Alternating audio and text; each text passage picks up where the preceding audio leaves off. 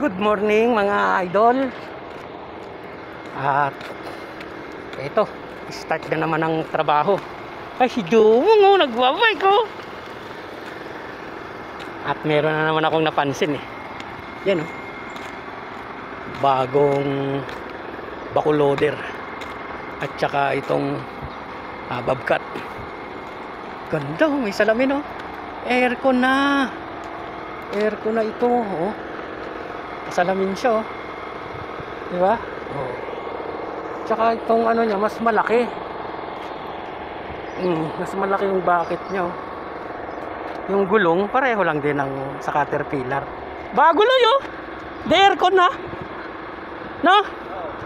Aircon na yan oh. Nagreklamo siguro yung janitor. Mainit eh. Kita mo naman.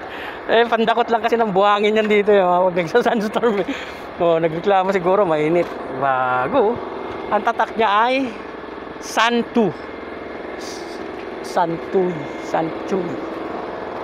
Ganda no? Ang laki ng makina nito kasi ang laki ng likod eh oh. Oh. Tsaka itong isang backloader bago. As usual, China made. Oh. Pero alam nyo dito sa Saudi, yung mga China made mga boss, mga quality. Ayan, backloader. May quality yung mga China made dito. Matatagal masira at saka magaganda rin naman. Ayan, quality rin naman oh. Gulong nila, rim, oh, di ba? Pati dito. Oh, ang dami pang ilaw oh. 4. Oh, talagang maayos din naman ang pagkakagawa. Oh. Tama to. Kukulang lang siguro sa pagganon. Ano naman yung kanyang bucket. Oh. Ayos, maganda to sa mga gumagawa ng kanal.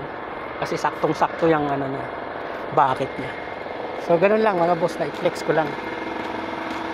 At ito naman, halaman yan. Punong kahoy, iba't iba. Oh, may bunga no. Kalamansi. Oh. Tatanim yan mga boss. Yun lang mga boss, na-flex ko lang sa inyo. Maraming salamat sa mga kapanood. Andito ako sa aming kunting multi-million workshop. Oh, mga generator yan. Generator unit yan mga boss. Salamat mga boss sa makakapanood.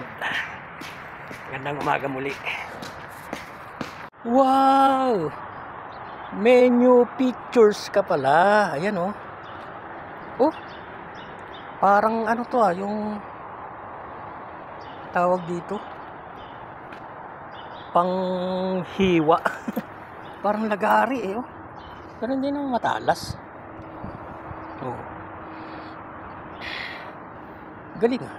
Sa mga matigas na ano to, na hinuhukay. Ayan. Ayos ah. Tapos ito naman sa alikabok yan. Sa alikabok yan mga boss. May brush yan sa loob. Umiikot. Sinisip-sip niya yung parang niwawalis niya tong ano, alikabok. Kapag marami na kasing alikabok yan kalsada dito. Ito yung ano, ito yung binabanat nila ngayon. Panlinis ng kalsada. Yan. Tapos meron din yung ano, yung ipunan ng alikabok nga, tapos dinadump lang niya para matanggal o maitapon na ng tuluyan. Pero itong wala yung Caterpillar na ito. Ito. Oh, talim pa rin niya to. Parang yung sa araro, sa magsasaka. Kabilaan pala oh. Ito lang. Dito sa kabila wala. Wala ito, hindi ito umiikot eh. Yun lang to, isang to. Umiikot to. Huhukay talaga yan. Oh. Kasi ito naman pag matigas. Ayos ah. Ito, sinabak na nga kahapon siguro to. Oh. Ano kasi dito sa Saudi mga boss eh, yung malambot yung lupa. Buhangin lang. Pero yung mga bato kasi rito, buhay eh. Matigas. Kaya meron nga kaming site dito na na